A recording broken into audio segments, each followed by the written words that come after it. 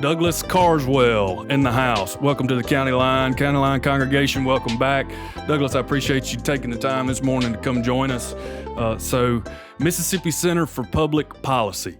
How in the world did you end up from Parliament in Great Britain to the CEO and president of Mississippi Center for Public Policy? Well, the short answer is, if you believe, as I do, that freedom and liberty are the thing that makes our species, the human species, distinct, it's the thing that lifts us up, as Ronald Reagan put it, from the swamp to the stars. If you think that freedom and liberty are what drives human progress, there's no other country in the world like the United States. And so I wanted to come to the United States and do something for the liberty movement. I had been a member of parliament in Britain. I had campaigned for Brexit, for Britain taking back its freedoms. In fact, I co-founded Vote Leave, the official Brexit campaign team. And after we won that, I thought I wanted to come to the United States to do something for the liberty movement. Now, America's a big place, right? And when you're an outsider looking in, you think, where do you start? I looked at Washington, and do you know what? I looked at Washington and I thought, a waste of time. You could spend a lifetime, you could spend hundreds of millions of dollars trying to move the dial in favor of freedom and liberty in DC, and the swamp will be. But the genius of the United States is that it's 50 different systems. So I figured that actually, if I came to a state that had a notionally Republican majority, that had a whole bunch of high tax, high regulation things that they had inherited from generations of Democrat rule, I figured that actually I could try and make a difference in this state, in Mississippi. Now, I mean, I know America well enough to know that the South is the best part of America. You want to live somewhere where they eat grits for breakfast. You don't want to live in, Vermont or California. So it was obvious to me, I wanted to work in the liberty movement. I wanted to work in the South, and I wanted to work for a state that I think could be doing so much better if it adopted free market ideas. And the job in Mississippi came along, and I jumped at it. I met with the board virtually. I talked to them online, and I just really hit it off with them. Great group of people. They've been pushing for freedom and liberty in Mississippi for 30 years.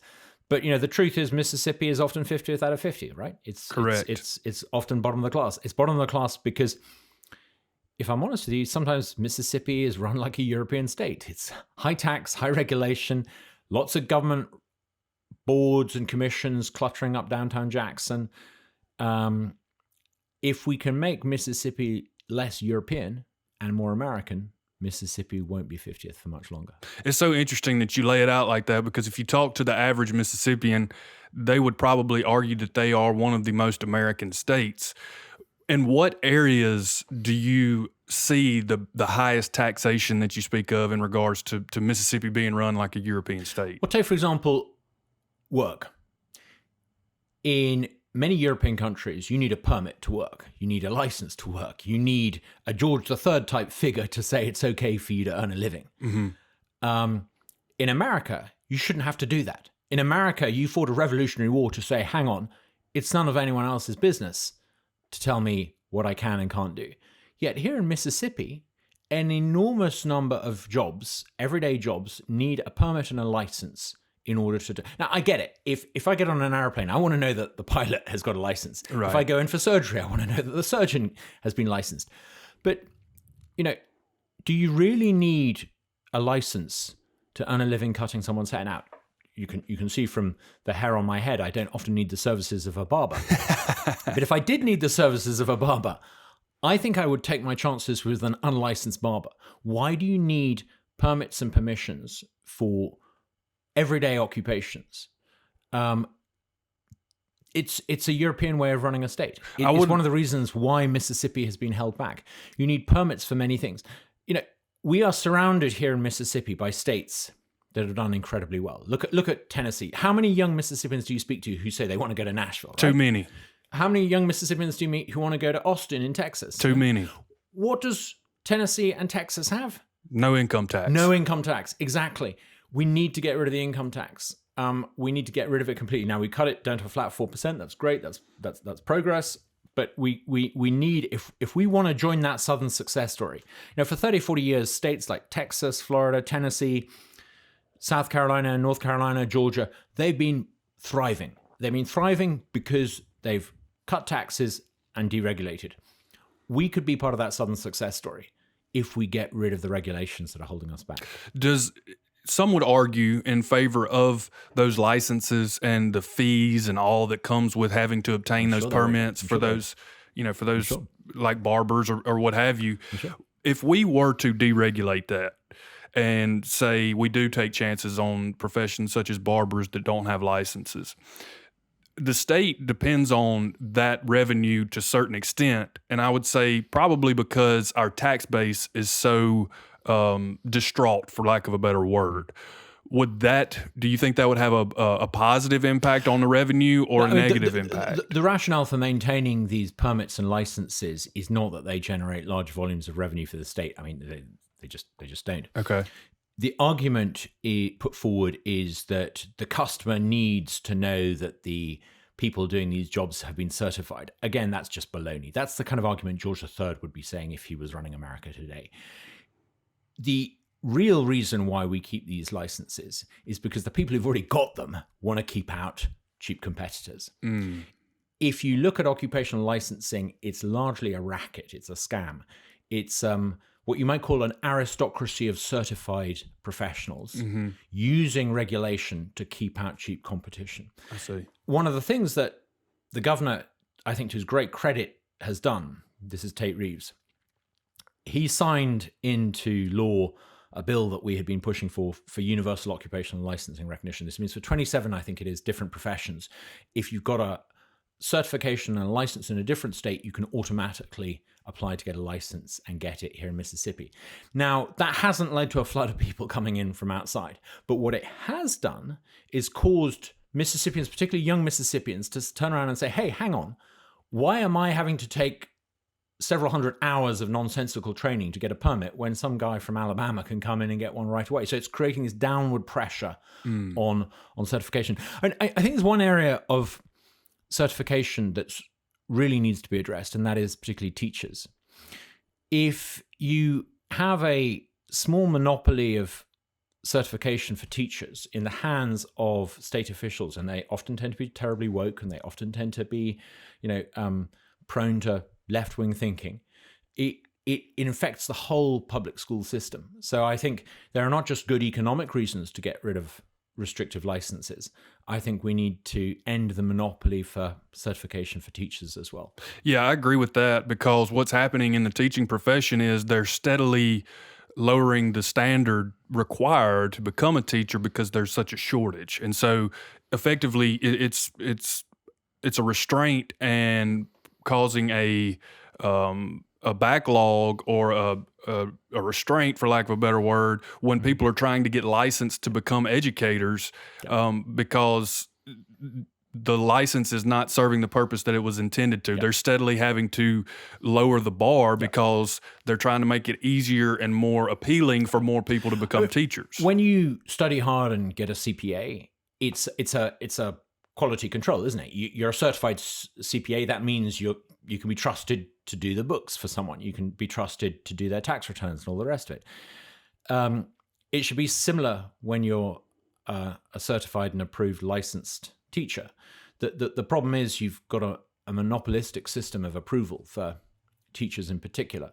And, it means that a lot of the people who are training to be teachers go in with good intentions, but I would suggest that when they're being taught how to teach, they're not actually being taught how to teach the way they should be being taught how to teach. They're often, not always, but often in other states, there's evidence that they're being taught to almost teach children what to think rather than how to think, to create mini activists in the classroom. Very much so. I was in the Masters of Education program at the University of Southern Mississippi about 4 or 5 years ago, and came to recognize very quickly that the curriculum had been heavily influenced by the woke ideology.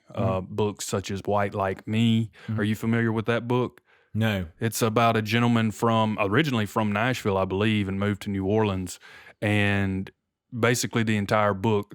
Again, the book's titled White Like Me, and the author's name escapes me, but people listening can find it online. And he basically goes through and, in typical woke fashion, outlines his thinking behind every reasoning why America's racist. And let me tell you something. If America was racist, right? When I came to this country, I was in a long line of people at an Atlanta airport, and standing in the line in front of me and behind me, trying to get into this country, were people of every color, every continent, every culture, every creed, trying to get into America. If America was so racist, they wouldn't be coming here. If America was racist, look at the southern border. You see tens of thousands of people trying to climb over the fence and make their way into Texas. If America was racist, the traffic would be going the other way around. There'd be tens of thousands of Texans trying to climb over the fence to get to Guatemala. The fact that all these people want to come to the United States tells you something about America. It tells you what liberal progressives don't realize, which is that this country is a land of opportunity for everyone. There is no other country in the world like the United States. No matter what your background, your color, your creed, if you can make it anyway, it's in the United States. And the world knows this, which is why they're trying to come here. They're not trying to get into China. People aren't clambering over fences to get into Russia. They're trying to get into the United States. Don't let people demoralize you into thinking that there is something systemically racist and wrong with the United States. This is the greatest country that has ever existed, and the world knows it today, which is why the world wants to come and live here. It's so interesting to me to analyze the origins and intentions behind the woke ideology, and I've come to the conclusion here recently that they want to recreate and feed off of the civil rights movement that happened in the 50s and the 60s, but the problem with that is that most of these elites who espouse this ideology have zero experience with that, even similar situation. They're not from the South. They're not, they're from the Northeast and Ivy League educated. And I would say the civil rights movement was about making good the founders' promise. When the founders wrote very famously, "All men are created equal," they meant that all people should be equal before the law. And irrespective, unlike back in old Europe before the Enlightenment, it didn't matter what you were by birth, it didn't matter what you were by color or creed or caste. In this new republic they were creating, all people will be treated equally. There's a very, very famous series of discussions that the founders had, and some of that's reflected in the Federalist Papers. They very clearly wanted to create a society where people will be judged as individuals. And that was a revolutionary idea at the time. America, unfortunately, didn't always live up to that founding principle. But that's not to say the principle was wrong. It's just that human nature is flawed, and the Republic created leaders and laws that didn't live up to that promise. One of the reasons why I think Martin Luther King so resonated with the people across the United States from every background is because he appealed to this founding principle. He was echoing the promise of Jefferson and Madison and the founders. He was, if you like, true to that tradition of the founding of the Republic. Woke is completely different from that. Woke is not about creating a society where people are equal. Woke is fundamentally about destroying and undermining the foundations of the American Republic. It sets out to rewrite history, to demoralize America, to discredit and to delegitimize the United States. It's not just a case of people causing a bit of a fuss and you have to indulge them and be nice to them. They fundamentally want to destroy your way of life. They fundamentally want to overturn the moral codes that you believe and that your forebears believed in, that have elevated them and this society to what it is today. The culture war is not a war of choice. It's being inflicted upon this republic. And if there's one flaw I think Americans have, is they're too nice, they're too polite. They're too good-natured. And they've allowed this obnoxious minority in academia to perpetuate ideas that are now fundamentally destructive to the country. You wouldn't let a foreign power do this to you. So why are you allowing woke ideologues do this to you? As an outsider, I implore you, not just for your sake. The United States, the future of the United States matters to the world. If you guys go down, if you guys lose what made you exceptional, if you guys lose the founding principles, it's a disaster for you guys. It's a catastrophe for the world. Don't let the woke mob bully you into believing America is flawed and wrong. You're not. So who do you think's currently, as it stands today, winning the culture war? The left, undoubtedly. And the reason is... Is it close? Is it getting closer? There is some evidence that conservatives are waking up to it, but too many conservatives are still worrying about things like, and don't get me wrong, I'm a huge advocate for cutting income tax, but talking about income tax and deregulation. The real battle of our time is not just about economic issues. It is fundamentally about cultural issues. The woke left has been very, very good. They've captured the education system. How many states have notional Republican majorities like Mississippi, but Republicans who sit there in office thinking they're in control, all the while they have a Department of Education that promotes teaching sources that are overtly in favor of critical race theory? How many Republican politicians sit there and allow within their state teacher training faculties to produce a cadre of teachers who go out into the classroom and create a generation of young activists? This is why conservatives are losing the culture war. We pushed back very successfully in the 80s and the 90s because we used what was then the new medium, things like talk radio, to push back. We've been completely outgunned recently. We've got the tech platforms that are rigged against us. We've not been as effective at pushing back. This is why I think, by the way, your efforts are really, really commendable. It's initiatives like this that allow us to talk back. But, fundamentally, conservatives need a sense of strategic direction. They need to recognize culture is important. Culture is vital. Culture is upstream of everything.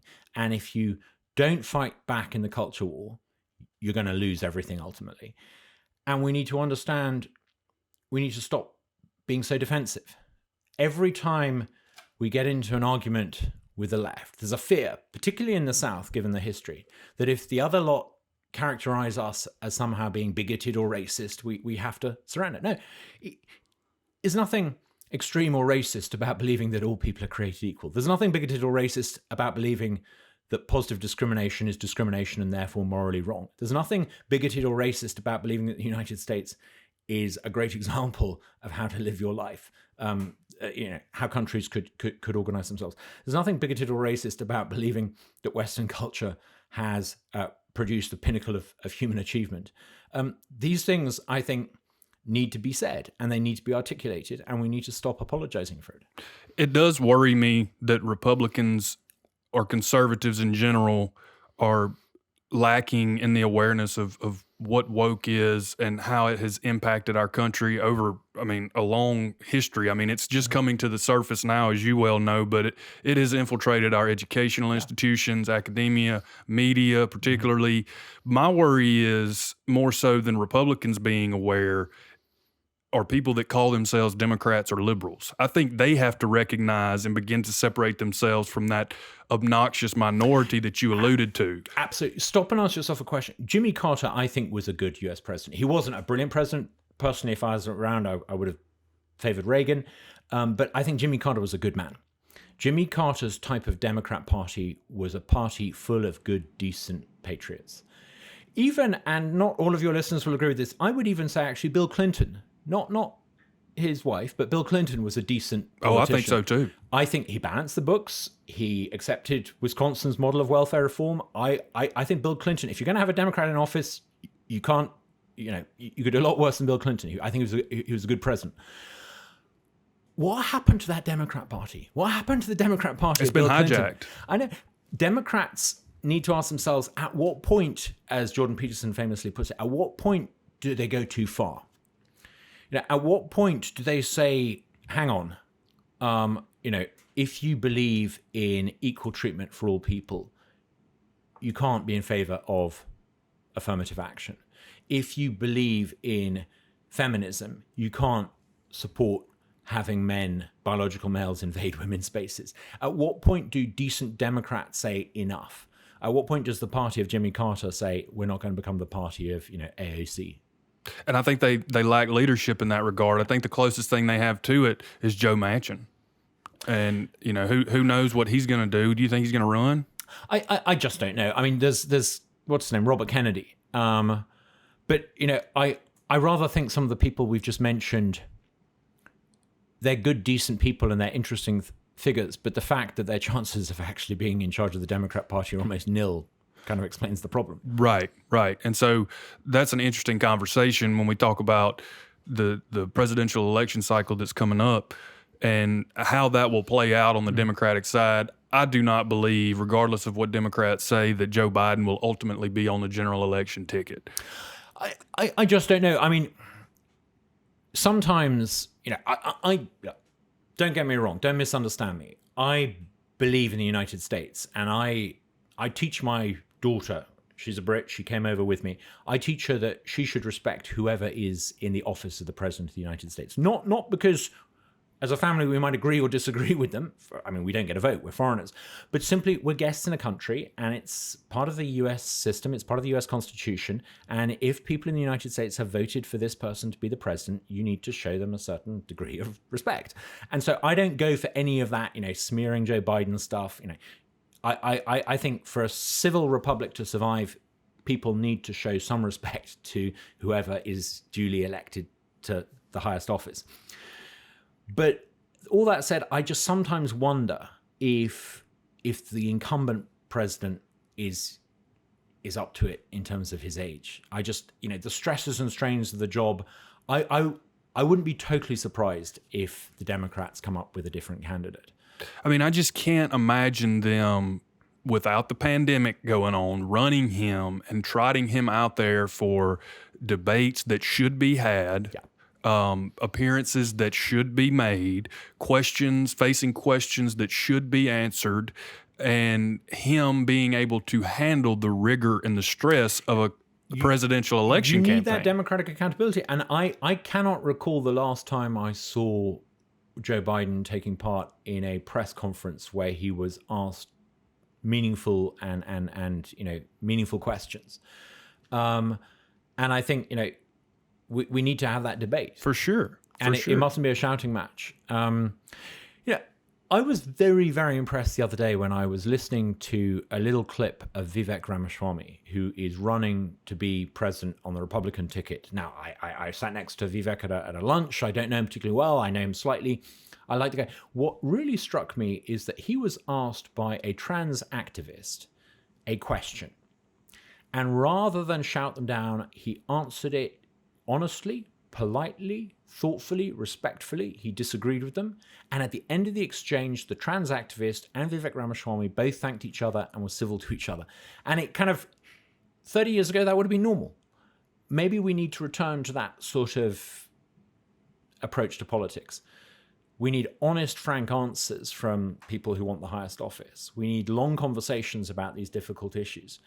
But it's just not happening at the moment. I can't recall seeing Joe Biden really explaining some of his administration's positions on some of these thorny questions. I don't think he can. I'm not saying that at one time he wasn't competent, but currently, I mean, I don't think it takes a rocket scientist to watch a clip of him currently and decipher and decide that he's not fit for the office. So I don't see how Democrats moving forward look at that for 2024 and don't just take inventory and look at themselves in the mirror and say, okay, do we really believe that this guy can represent us in a presidential quote unquote manner? I don't see how they could convince themselves of that. I take your point. That said, I suspect the clock is ticking because there'll come a time.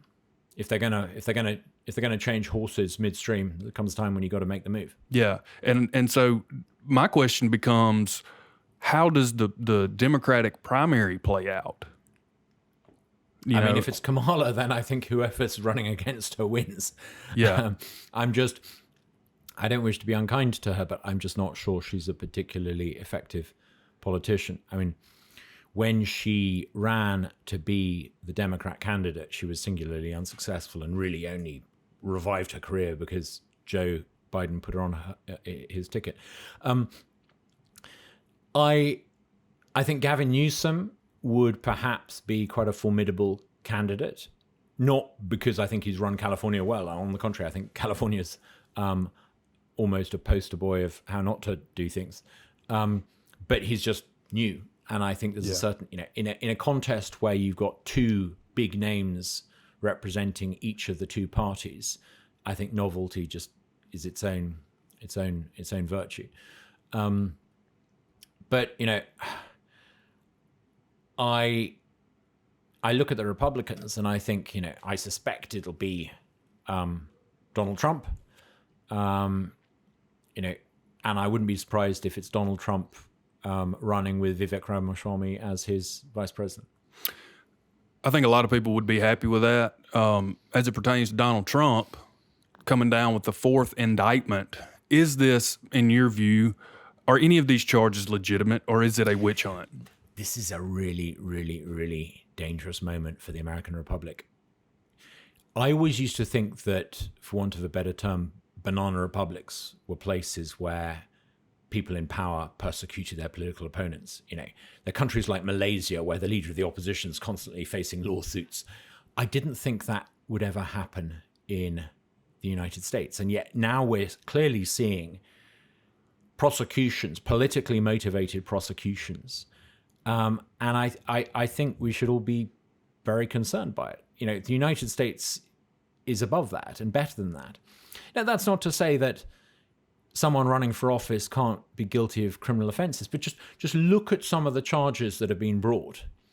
I think some of the thinking behind some of those bringing the charges is that it's a way of using lawfare, political lawfare, to take out an opponent. Instantly, I happen to think it's probably backfired.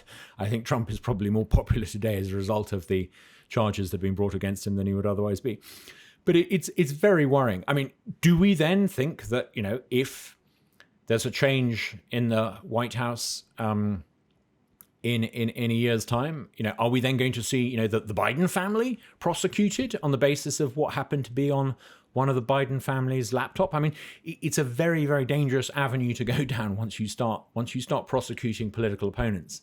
I think, Gerald Ford was not a great president, and I think Gerald Ford was probably not someone who was really fit for the highest office in the land. But I think he got one thing right, and that was to give a pardon to Nixon. I just generally think that unless you've done something really outrageous, if you are, you shouldn't use prosecutions to take out political opponents.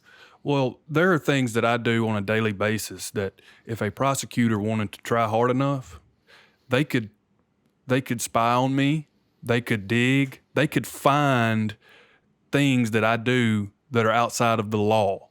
No matter how minuscule it may be, they could find wrongdoings in my life, and they could continue on towards a path of prosecution if they so chose to do that, if they were that adamant to paint me in a bad light. And I think that's what's going on. Now, my question becomes, is this collusion on the part of the DOJ across the country, whether it be Florida, Georgia, at the federal level? Are they just looking across the country and saying, okay, we're all in alliance on this. We understand that we want to make it as tough on Trump as possible? I just don't know that. I simply don't know that, and I'm not in a position to answer it. I can't help noticing that, for example, in Georgia, it's taken them a mere 6 months to bring about a prosecution that by any reasonable stretch of the imagination would have taken much, much longer than that. There seems to be a sort of an accelerated process.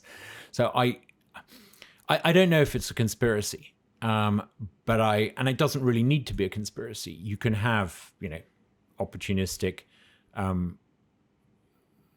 justice officials deciding off their own initiative to try and, as they see it, prosecute someone from the other side. But I think it's very, very worrying for America. It's the kind of thing that happens in South American republics. It's not what should be happening in the republic founded by, Thomas Jefferson and Madison. Yeah, it appears that particularly the case in Georgia, he's already been charged with what they're charging him with at the state level, at the federal level. Also, she brought RICO charges against him, and she has a history, she being Fannie Willis, the, district attorney of Fulton County. she has a history of being in favor of bringing RICO charges. Young Thug, a rapper from Atlanta, she slapped him with a RICO charge. Now I think it's probably warranted. Now everybody's innocent until proven guilty, but there's enough suspicion there that he could bring on a RICO case. My understanding is that RICO cases were developed as a way of dealing with organized crime families. Correct. And I just think it's a little bit disconcerting to see that being used in this instance. And where will it end if charges, no pun intended, trumped up charges are brought against Trump?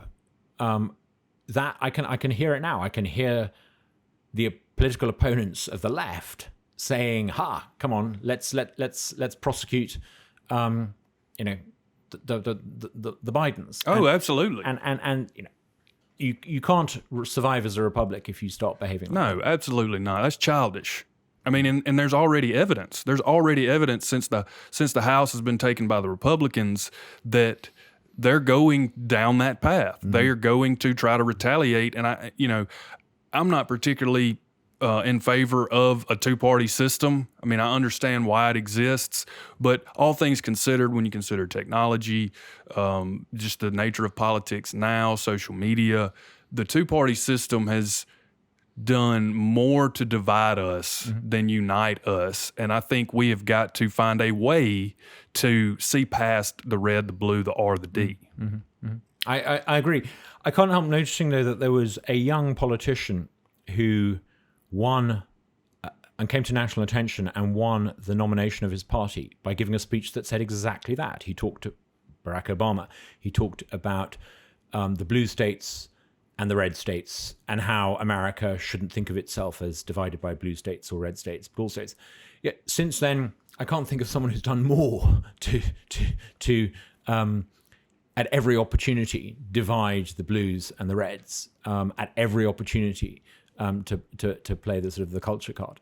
Yeah, as I look back at the history, the relatively recent history of the United States politics, it appears that whenever Obama entered, around that time frame, whether we can directly contribute it to him or not, regardless, around the time that he entered office, the division became more intense. I think you're right. I think part of the blame should go to Bush the Younger's, was it Karl Rove, his great election strategist? Mm-hmm. He started this idea of what he called wedge issues. And he started deliberately using particular issues that were very emotive to core supporters as a way of boosting turnout. And once Karl Rove started using wedge issues to boost turnout in key states like Florida, it started to have an equal and opposite reaction, the laws of physics. And I think it started to provoke the left to do something similar, whether they were conscious of it or not. And you're right. Obama then comes in, and despite his warm words, he very much plays the game of using certain issues to boost turnout, to win elections and suppress turnout in other districts. Politics in America then becomes not a popularity contest, it becomes an unpopularity contest. You can almost say from Obama. Obama comes in. You then have Trump being elected because he is not a Clinton. You could almost say that Biden is then elected because he is not Trump. And it almost becomes a case of, voting out whoever has been annoying Americans most in the White House for the longest. Politics then becomes an unpopularity contest. I'm not sure that's really, would the system as it's currently operating have ever been able to produce a Ronald Reagan or a Bill Clinton? I'm not sure that it could have. It also got messy around the time that Obama entered office due to the advances in technology, social media, the advent of social media, the utilization of that by Obama, and then Trump's administration did well with social media in 2016, and it just fed that engine. Well, I remember being told how brilliant Obama was because he and his team had figured out how to use social media to get the message across, right? Over in the UK, we used exactly the same platforms. I did it for a special election I ran on, and then I co-founded Vote Leave, the official Brexit campaign, and then we used a lot of social media to win that vote. And we were then told that, far from being a brilliant example of using social media and connecting with youth, it was manipulative and distortive, and there were Russians involved. Apparently, we were told. So I think the nature of social media slightly changed. When Obama was elected, it was a relatively unrestrained platform. You would post things and they would go viral based on whether or not readers were interested in it. It was more of a free market. It was a free market. Now it's become a very paternalistic market where you have algorithms that deliberately suppress views that aren't approved of. And what should have been a really liberating medium. I wrote a book at the time called The End of Politics and the Birth of Democracy, based on how I thought the internet would change politics. You read it or wrote it? I wrote it. What's the name of it again? The End of Politics and the Birth of Democracy. And I suggested that with the internet, you would allow individuals to come along and have a higher profile than their party. Trump, Vivek Ramaswamy. I suggested that you would be able to have debates and discussions democratically and not have to rely on the mainstream media to articulate particular points of view. And for a while, that's what happened. And this led to what the left calls populism, which is, in other words, politics suddenly began to be a discussion about the things that people actually cared about. Mm-hmm. Then you got almost a sort of counter-reformation where the elites didn't like this because they think it led to voters actually deciding how they wanted their countries to be run and voting to leave the European Union and voting for a tough line on immigration and voting for things that might not have been in the best interests of Wall Street. And so big tech came along and very much suppressed social media as a democratic means for reviving politics. What's really interesting now, I think, is that you're almost going to get a counter reformation. I don't think the big tech media can suppress the internet as a democratizing force for much longer. Platforms like Facebook that have intentionally suppressed unfashionable opinions are paying the price. They're losing audience share. There's a very interesting interview that Mark Zuckerberg did a while ago, the interview in which he seemed to admit that they had suppressed stories during COVID at the invitation of state officials, government officials, federal officials. That, to me, wasn't the most interesting thing that Zuckerberg admitted to. What Zuckerberg seemed to me to admit to was that they as a platform would pay a very heavy price if they continued to try to dictate what narratives and stories and information people got on Facebook. So I suspect that the ability of big tech to suppress unpopular opinions, unfashionable opinions, I would say, popular opinions, but the ones that hipsters on the West Coast disapprove of, I suspect their ability to prevent the discussion of issues they don't want discussed is coming to an end. Yeah, the unfortunate part about the evolution of technology and the advent of social media is that the people who were largely involved and in making that happen and bringing that to the forefront control the narrative, and they just so happen to be of the liberal mindset. Absolutely. And so conservatives, look, liberals and Democrats are masters at messaging, communication, pushing their message to the people that they want the message to be heard by. Conservatives, in my view, they have to do a better job of being involved in technology, whether it be creating their own technology, which that idea to me is dangerous, because then we already have echo chambers and people can create their virtual worlds online, regardless of whether it's controlled, the technology is controlled by liberals or conservatives. But if you now have conservatives come into the marketplace and they create their own technology and say they do the same things that liberals have been doing with Facebook and Instagram, Twitter, which is now X, then you really are going to separate minds, and you're really going to have two separate conversations. As conservatives, I think we tend to think that you shouldn't try to police other people and what they think. You should just ensure that you have free competition of ideas. The problem is that we're up against people who don't believe that. Progressives and the radical left in America, perhaps fearful that their ideas don't stand up to scrutiny.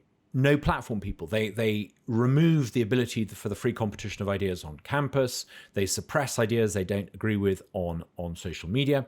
And it's quite revealing, isn't it, that during COVID, social media deliberately suppressed arguments that suggested that COVID might have escaped from a lab. They deliberately suppressed people who questioned the efficacy of insisting that school children wear masks.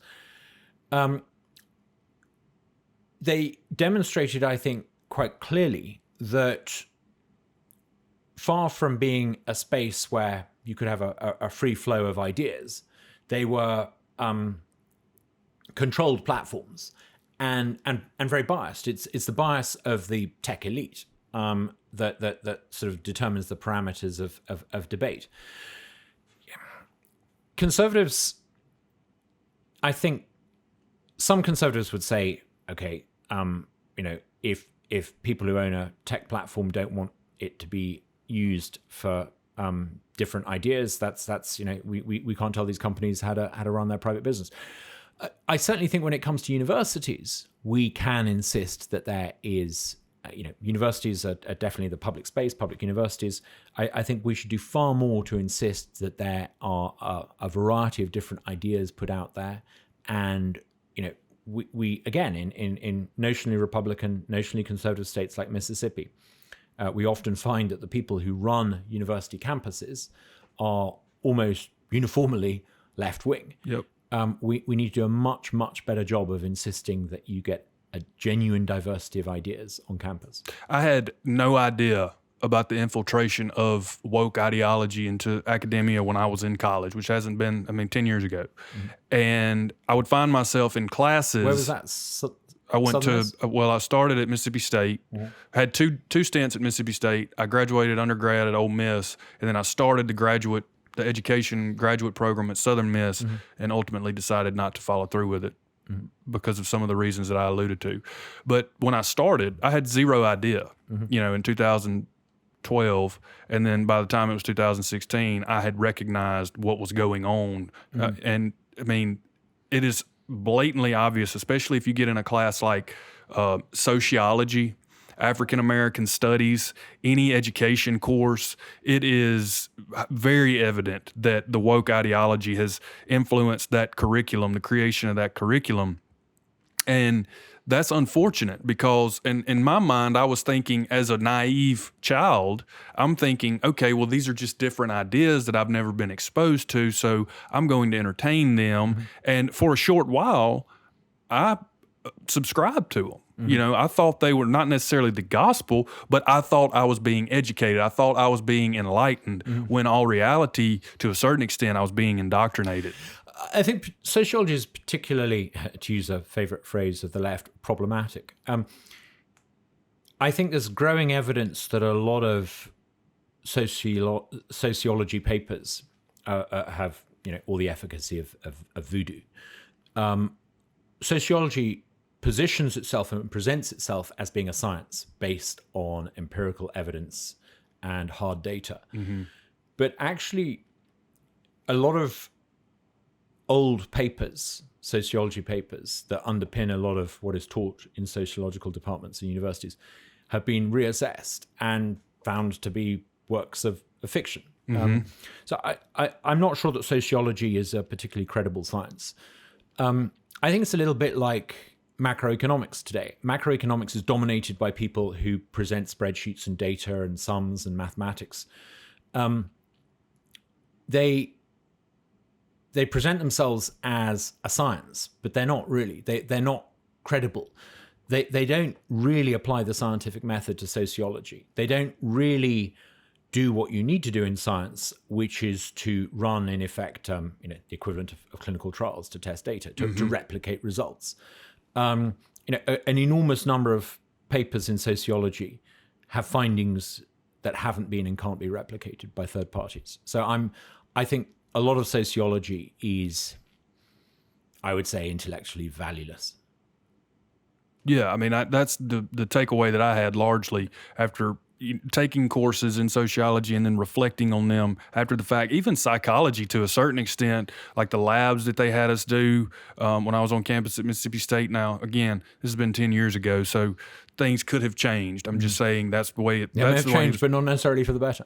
Yeah, and so my question ultimately became, once I had my stint in public universities in the state of Mississippi, where does this line of thinking come from, and why is it being, I mean, I know why it's being pushed in the universities, but who is behind the advocacy and implementation of these ideas in our universities?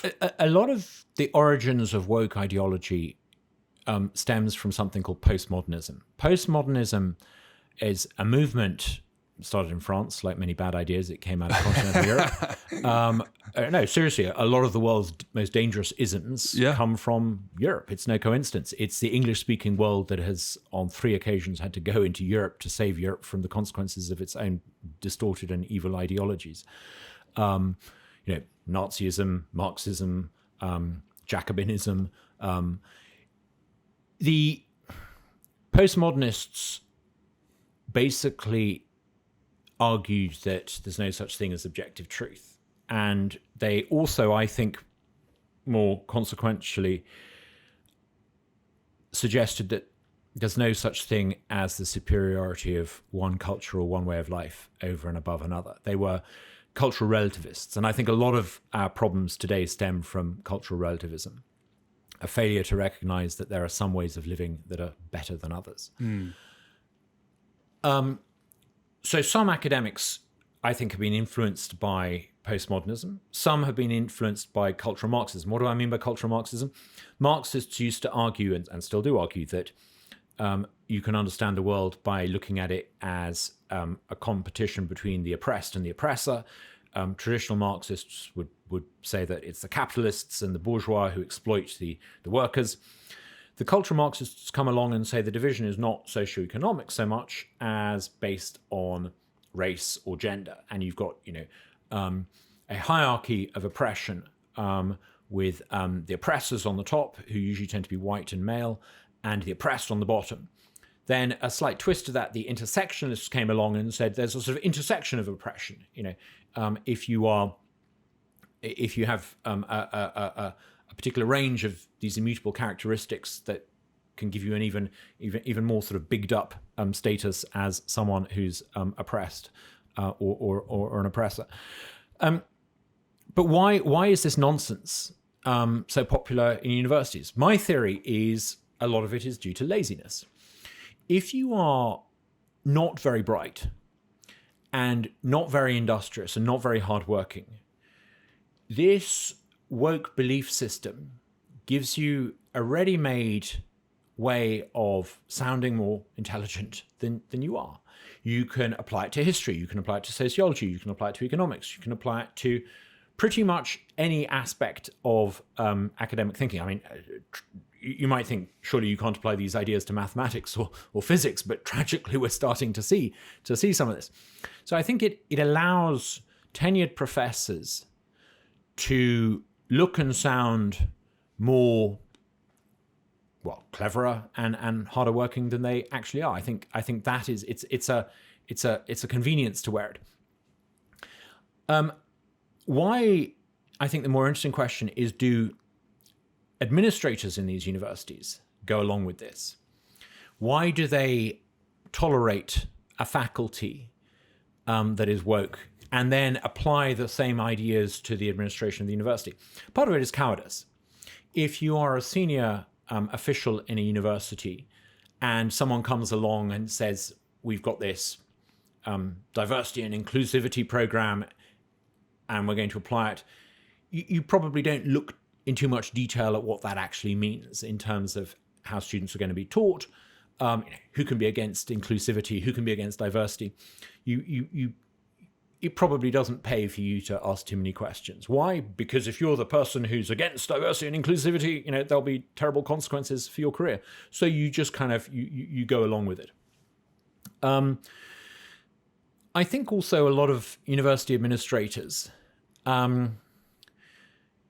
are very wary of the fact that they run probably a very difficult political operation. They've got they're dependent on public money. They're very high profile.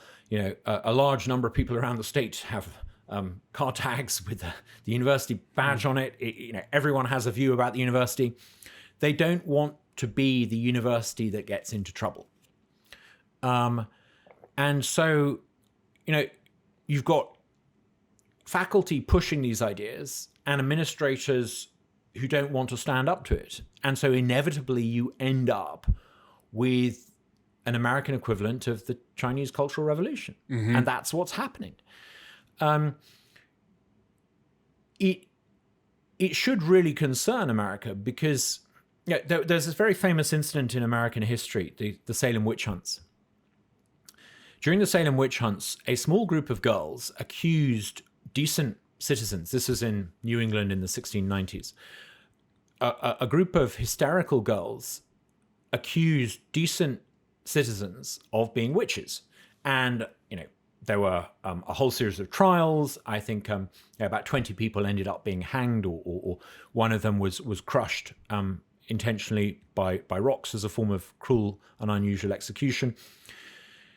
Why was it that otherwise sane and rational people got it into their heads that people were witches?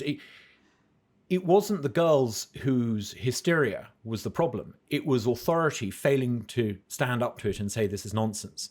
And what's really revealing about the Salem witch hunts is the complete failure of people in authority to say, no, you can't accuse people falsely. No, there are boundaries to what we're seeing in American campuses today is a woke mob like the girls in the Salem witch hunt, pushing things and people in authority failing to stand up to it. And I suspect America will look back in the not too distant future and say, how on earth did we end up in a situation where we allowed a small, vociferous woke mob to take over some of our public institutions? It's a failure of people in authority to stand up to it that is the key problem.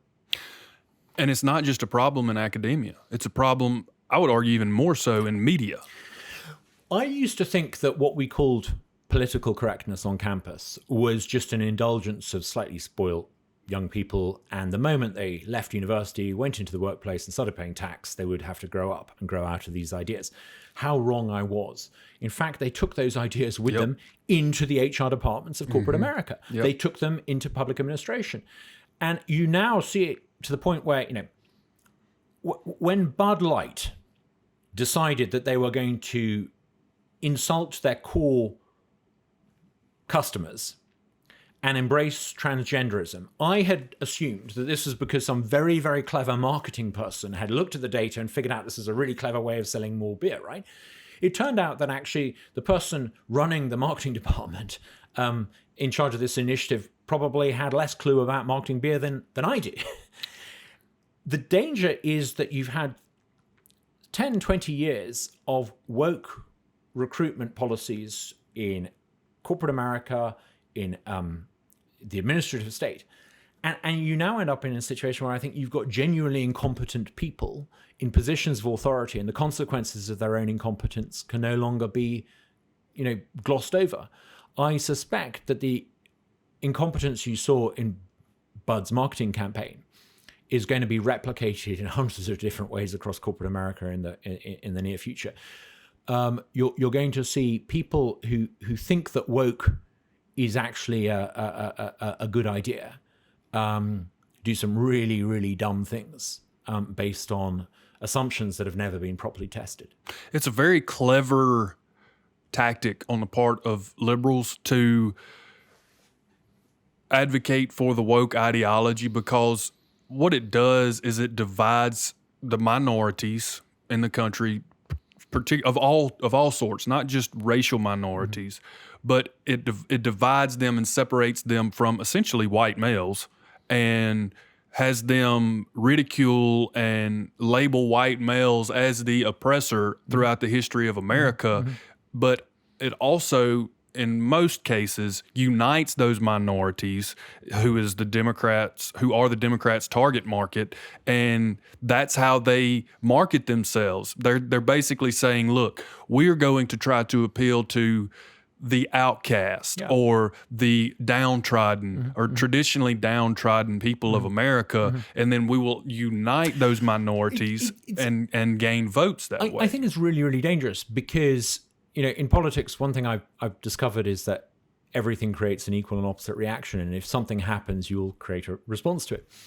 I really worry that one of the consequences of woke ideology in the United States is going to be to awaken in hundreds of millions of Americans a sense of ethnic and racial identity that they don't currently have. I think most Americans that I come across tend to see themselves as American first and foremost. And